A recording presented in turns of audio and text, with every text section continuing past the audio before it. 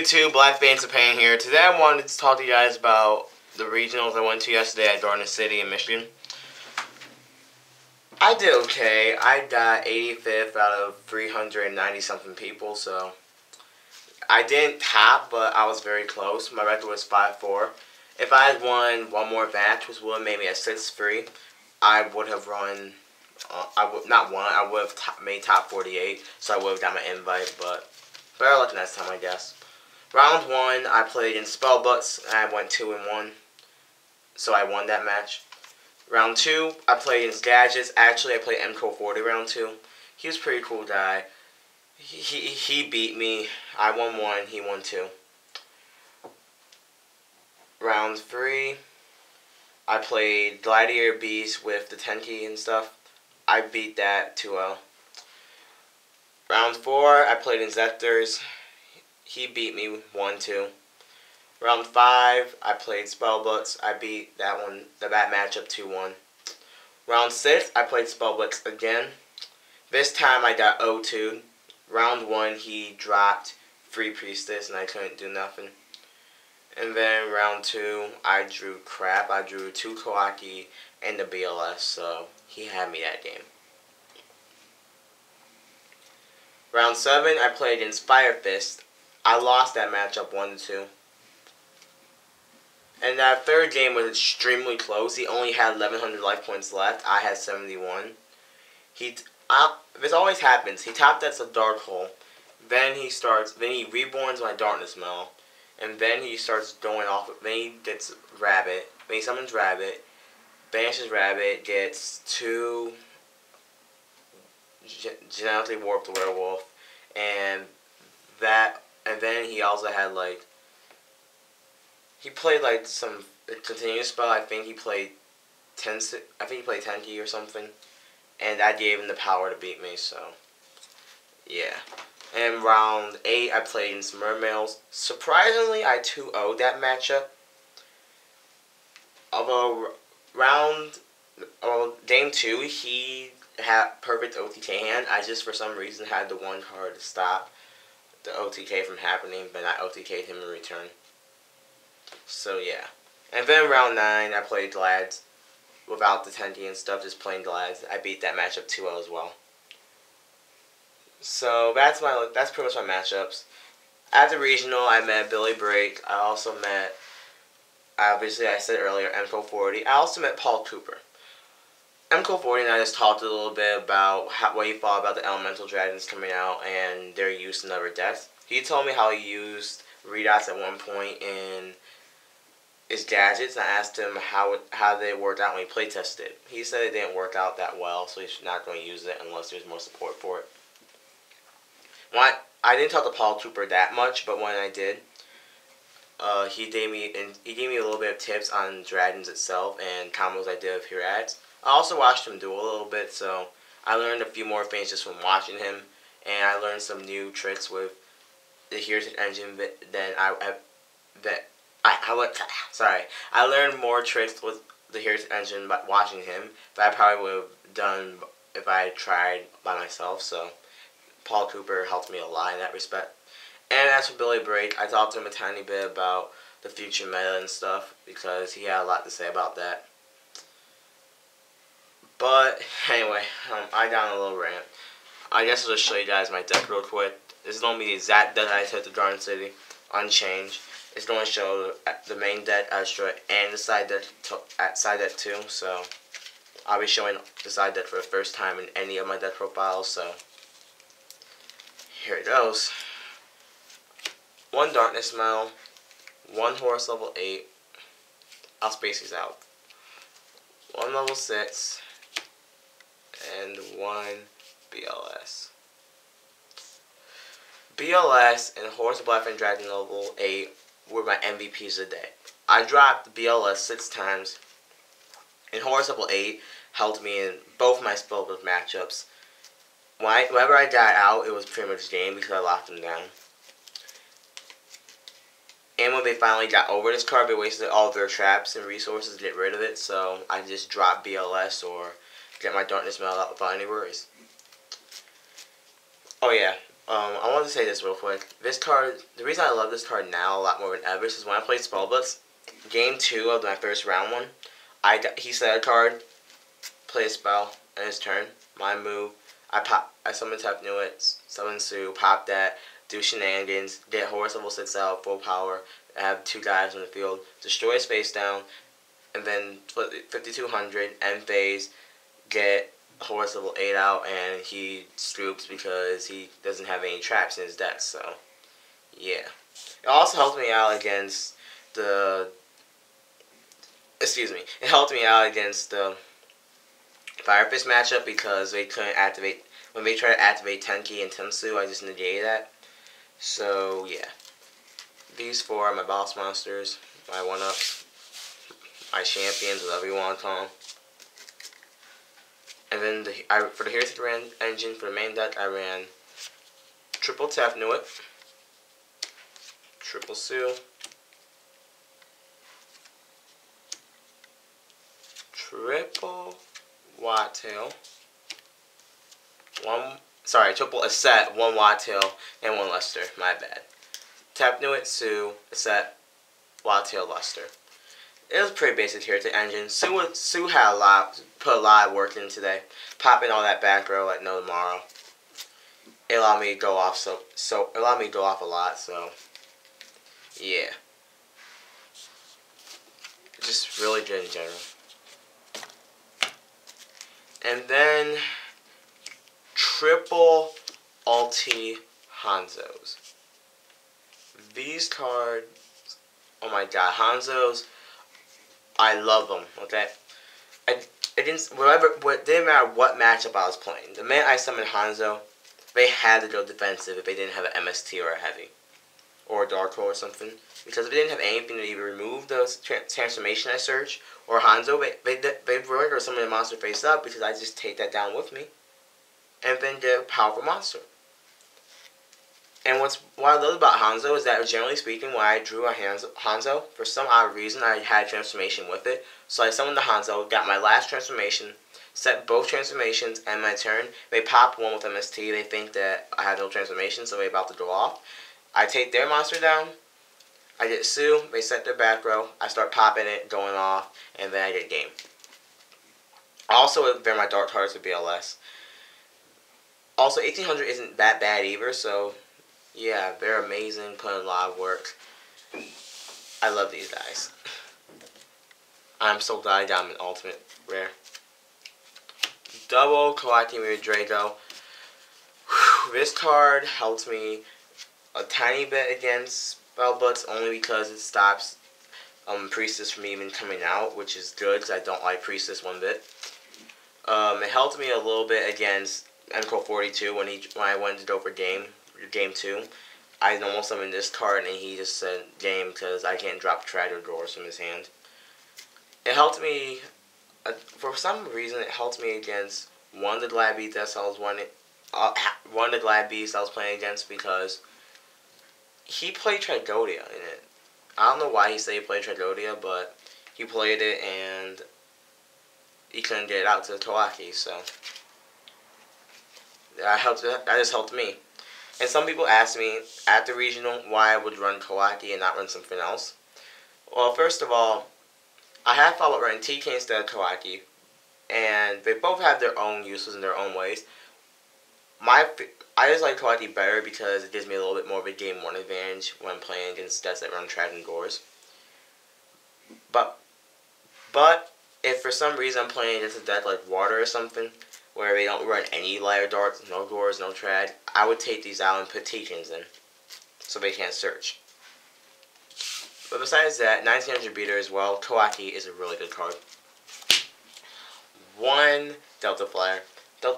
I like that one. It was perfect. It did its job perfectly whenever I needed it. I got it out. No one negated it. No one negated it. I just kept going for Black Rose, went for Stardust, Scrap, and just doing shenanigans from there got me game. So Delta Flyer was amazing. I wish I could say the same for DDA, but he was worthless. I honestly don't even know why I decided to run him. I'm taking this guy out. He was useless. He had no float to death whatsoever. He was a dead draw. I'd rather ran Exploded Dragon over him, because at least Exploded Dragon would pop crap, but what am I going to do?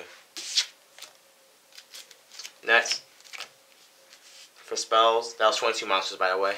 Double Lance, throw my body as a shield, gives me near perfect protection from spell traps and destructive effects. Also, Lance weakens my opponent's monster so that any monster 3000 and below is parried to my horse level 6. And the thing I like about my body as a shield, and the reason I ran it over Starlight Road, is because 1, Starlight Road has conflict with the tree, and number 2, the fact that it's a quick play spell I can activate from my hand. The third reason is because this card, unlike Starlight Road, can negate things that pop 1 card. I can negate the effect of Hornet. I can negate the effect of Fortress. I can negate the effect of Bottomless Trap Hole.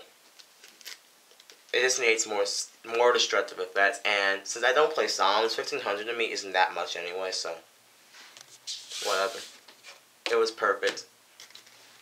I'm not taking those out. Tool Seal and Double Pod Duality, consistency boosting, death speed. Double MST. I really did not miss the third MST at all. The 2 MST were perfect for what I needed for. And because I had Sue anyway, popping most of the back row, 2 MST was just fine. I'm not getting rid of the third MST though. The third MST is still in my side deck. But until I had to play against Macro Rabbit or a deck that relies a lot more on back row. But 2 in the main deck is perfect for me right now.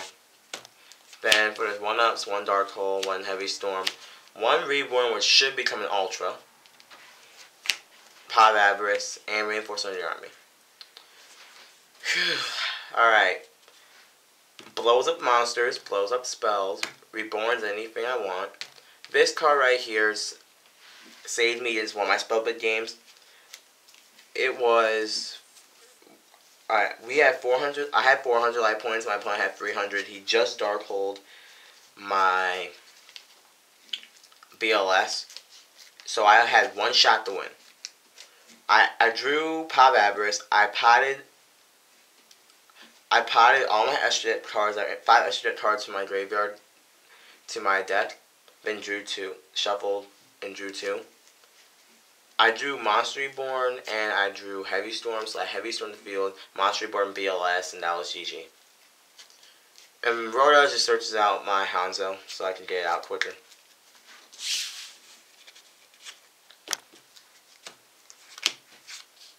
Double Super Transformation. Again, like I said earlier with Hanzo, it forces my opponent to go defensive. And if I don't have a Hanzo, I can just set it anyway, so it becomes an MST target too. At least that way we will MST Decree, which Decree is the lockdown card. It just stops my opponent from being able to negate the summons of stuff and use annoying cards like Torrential and Mirror Force on me. My bad. I mumbled a little bit, but yeah. That's pretty much my main deck right now. It was 41 cards. Worked very well. Onto the extra deck, I ran 1 Queen Jin. I haven't died out once. I'll probably take it out for the rank 6 Constellar card coming out. I think it's Miser 7 or something. Constellar Miser 7 or something.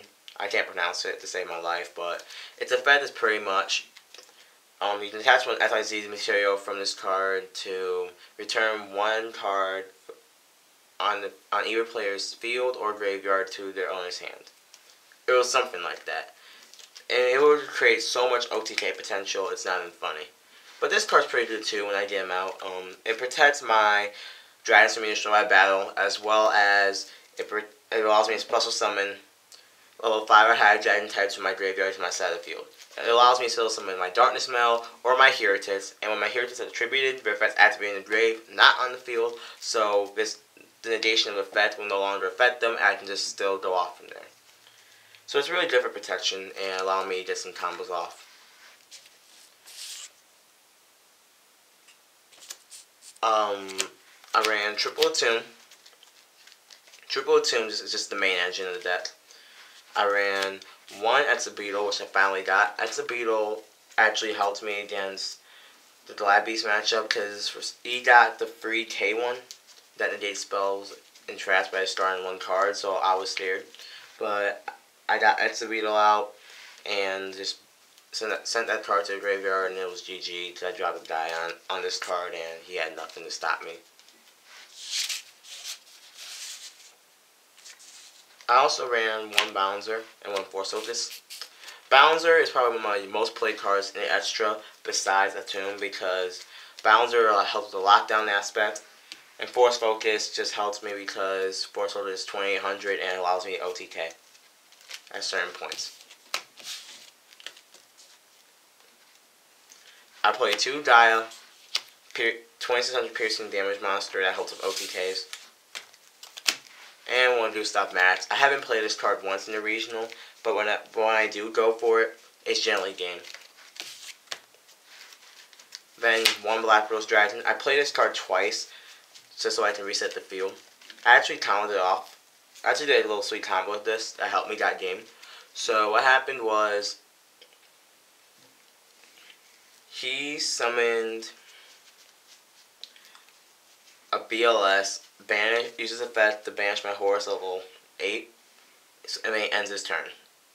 At this point, I already used my Dark Hole, so I had no way out. It's my move. I used Darkness Mills effect, summon a level 4. Not level 4, summon Delta Fly from my graveyard. Then I summon Hanzo, sync for Black Rose effect, blow up the field. And then I use Power of Avarice, return 5 extra deck cards to my extra deck, draw 2. I draw Reborn and BLS, which was probably the most broke thing I could have drew. So I bounced Hanzo and a set for Blackluster Soldier, and then I used Monster Reborn and took his Blackluster Soldier too. So 2 soldiers, you can't beat that. Black Rose is just an amazing card. Stardust and Scrap Dragon are my 2 most used synchros throughout that day. This card just gave me protection, and this card has allowed me to OTK Mermails, as well as Pop Crap, my opponent that annoys me. 1 Crimson Blader because I do not like Dark World's Droppa and Gold and Silva. It also helps me against the Mirror matchup. And it will help me once the Evolves come out because once I destroy monster with Evolves, I do not have to see the stupid Synchros or Quasar ever again. Ever. Screw Quasar. And 1 Trident Dragon for the possible OTK. Also, this card plus Darkness Smell equals Gustav Max. That's pretty much it for the extra deck, and then I'm going to show you guys my side deck real quick. Double Veiler and double Mad C. Double T-King and 1 Gorz. I didn't go into Mad C or my Veiler at all because I didn't really need to. I did go into T-King quite a bit, and I did go into Gorz as well. This card helped me a lot in SpellBooks because they couldn't search for the SpellBooks at one point. And this card just helped me for why I play SpellBooks as well because Priestess couldn't OTK me. But he did manage to blow it up anyway, so whatever. But wind-ups are... Maxies and Veilers are for decks that swarm, or decks that rely heavily on field effects. 1 MST. I didn't sign this card in, but I will keep it in because this Macro Rabbit is still a deck, and it will help me when I'm playing a deck that relies more on back row. Triple Prohibition. I've actually played all 3 of these. It helps me lock down decks. When I played, actually, it's a pretty cool thing. So my opponent was playing SpellBooks. Yes, a lot of this has to do with SpellBooks, and it was game 3. He had a Dark Clone in his hand, so he just pie into it. I knew if I tried and go off, I wouldn't be able to OTK him. He would have Dark Cloned me. I would have lost the match.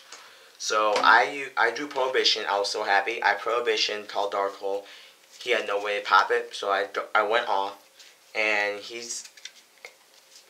he still managed to get rid of part of my field, but he couldn't use Dark Hole to blow up my entire field. He eventually did get rid of it though. When I got Horse out, he managed to, I forgot what he did, but I think he I think he used Deep Prison on my Horse, then he Dark Holed my field, and then it was my move. I got Reborn, BLS, that was game. But Triple Prohibition just helps me to lock down the aspect of the deck. Double System Down only because I did not have the bunts, and the reason I played this over Soul Taker was because I should have ran Soul Taker instead. System Down helps me against Death Run machines, and I had a tiny feeling that I was going to be playing some sort of machine deck, which I did. I played Gadgets. I had a feeling I was going to be playing either Gyardia Karakuri, just playing Gyardias or Gadgets of some sorts, because that happens to me every regional. I always play some machine deck. So 2 System Downs will probably go out, and 2 Shadow Imprisoning Mirror to help me against Dark Worlds and to help me against Inzektors. And then 1 Force Token. For cards that I will be taking out based off my regional results, DDA is going out for sure.